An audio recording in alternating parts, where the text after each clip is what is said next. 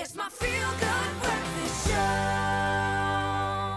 Welcome back, my feel-good family. Thank you for picking us. And look, in every single lifetime, we would pick you. Zansan, I'd pick you too. I pick you too, my baby. But do you know who else we pick? Tell me. Our gorgeous queen this morning. Because our next guest is not just a beauty queen, but a queen with purpose. I am talking about the queen that we crowned as Miss South Africa 2025, Qhawekazi Mazaleni, who has immediately used her platform to break down barriers, especially for children. And it's so beautiful to see. Because as a speech language pathologist and author, she understands the power of voice and the importance of inclusivity. And this morning she joins us in honor of World Autism Day. So everyone, please help us give a feel-good welcome to our reigning Miss South Africa, Qhawekazi Mazaleni.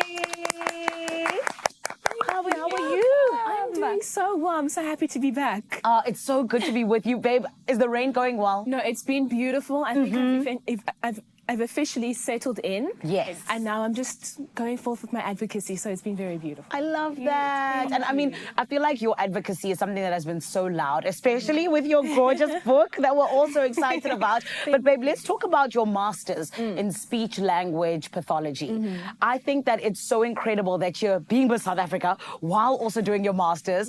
Talk to us about how exactly it is, you know, that is the biggest misconception about autism and how it is that so many people, unfortunately, continue to think it without actually getting the right information. So just giving some insight into my master's. My master's is focusing on South African caregivers' understanding of autism and especially some of the taboos that we have. And I think one of the biggest misconceptions we have is that sometimes there's no hope for our little autistic children, especially because autism is such a spectrum. We've got our children who don't need as much support, and then we have those children who do need a lot of support.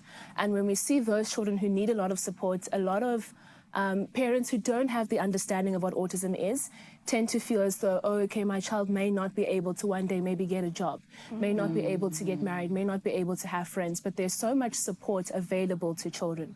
So I think that's one of the biggest misconceptions that I've really seen, is the not understanding how much support is available and how much they can actually achieve. I love that. And going with that, you're saying parents don't quite understand exactly autism in the early stages. And I think when World Autism Day comes around every single year, they really highlight early intervention. So parents, caregivers, educators, family, friends, what can they look out for in terms of those early intervention signs? I like that you've mentioned that it's a lot of people who can kind of look out for different signs, because a child does behave differently at home and at school. So we tend to focus on three different things. The first one we focus on is communication.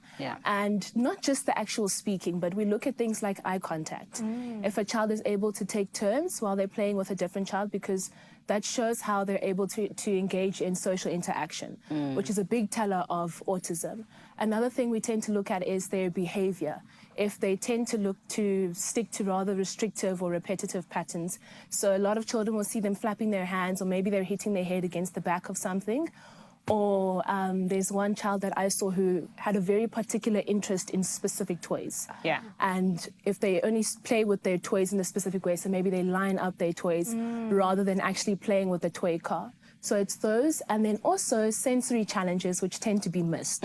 So with that, especially the viewers at home can't see, but the lights in the studio, they could be too bright for a child and they could find that overstimulating. Which has become a bit of a buzzword now, but it's something that's so crucial in being able to detect autism. We're at Ngoni Maruping Primary School in Brown Fisher. Today we're doing another children's book reading of Amasele Amdaga in isiXhosa. Come along. You know what? I didn't even know I was going to see Nonge Namhlanje, so this is a beautiful surprise to me.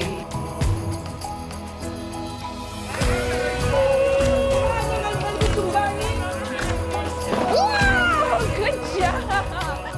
Lati, wesinenhlanhla. Clap, clap, clap.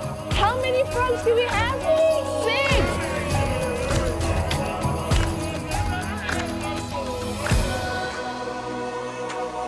Color blue, good job. Color blue is big.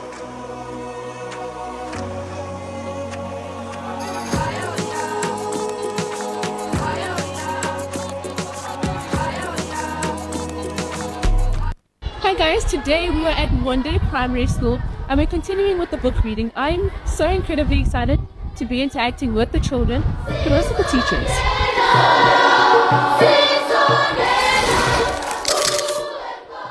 So I essentially wrote the book because I'm a speech therapist by profession, and I was seeing a child who had cerebral palsy, and she was struggling with counting and reading. So because Yena, she had a background in class, and a lot of the books and resources we had access to at the time were in English and Afrikaans, I decided let me go home and write my own book so that I could actually interact with her and make it more meaningful. When I actually arrived and I brought this book out, it's the way she started engaging was very different to when we were trying it in just English. And I think it was also because of that, being able to connect with with her culture and her language. So then that's what prompted me to make sure that I at least self-publish this book.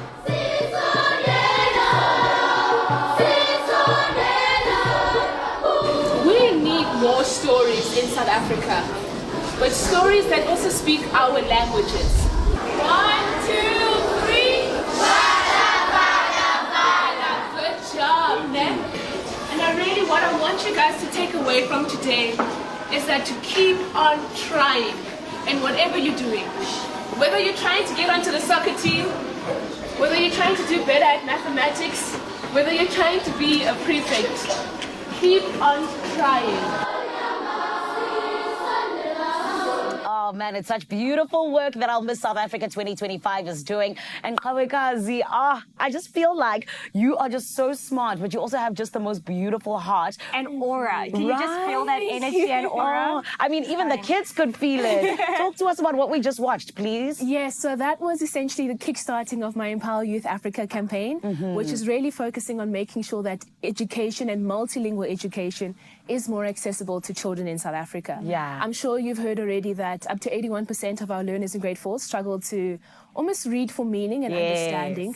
And what I'm doing with the Miss South Africa platform, but more especially with the Empower Youth Africa platform, is translating my children's book into more South African languages, just to make sure that more children are included in education. That's so beautiful. Yeah, it's been so rewarding. And look, you're not going anywhere. We're going to get to know you a little bit more. We're going to be talking about your inclusive education, including the book, a little bit later on. We're doing a little bit of a challenge. Are you up for it? Of course I am. I mean, she doesn't buckle under pressure. We've seen it. We'll be chatting to you a little bit later on. Beautiful. My feel-good family, I mean, we have the queen of the nation here in our studio. But you know what? We also have kings and queens over there in Cape Town. What do you have for us?